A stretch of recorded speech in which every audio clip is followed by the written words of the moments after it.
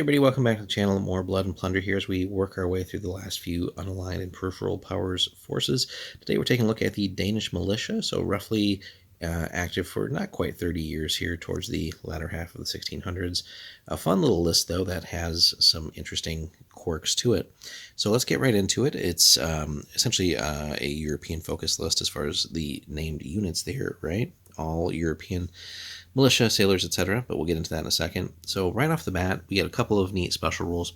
First one, though, is nice because it, again, is just going to apply to everybody, and that's tough, which really is a nice one here. So basically, if we end a turn with fatigue and we didn't push, then we can essentially get rid of some of that off the bat here. So really, really good stuff. And just over time, if we can get into areas where we're not going to maybe be receiving more immediate damage and potentially more fatigue, it's just nice to sort of have some free healing over time, essentially.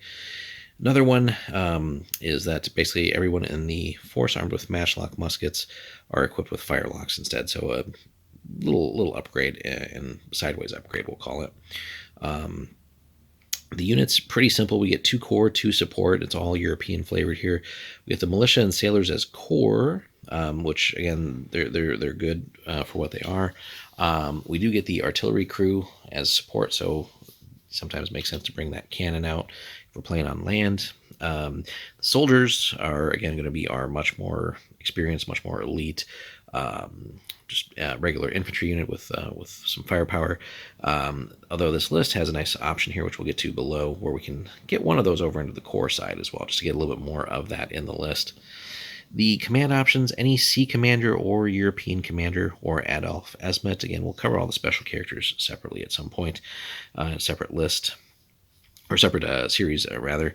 But the force options here, we get, it's called Burger Guard. The force may include a single unit of soldiers as a core unit if the force's commander is attached to that unit. And that's not a bad place to park the commander, certainly. Just a much more effective unit overall. And again, another sneaky way of then getting one more of these soldier units into the list, because they definitely are, as far as what we have available to us, sort of our top end quality unit.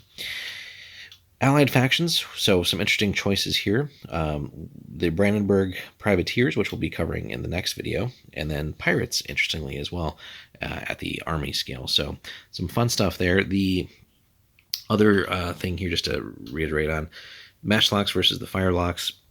They both have the same special rules as far as long-range firepower. It's just that the matchlocks have a downside if you happen to be fighting at night and things like that.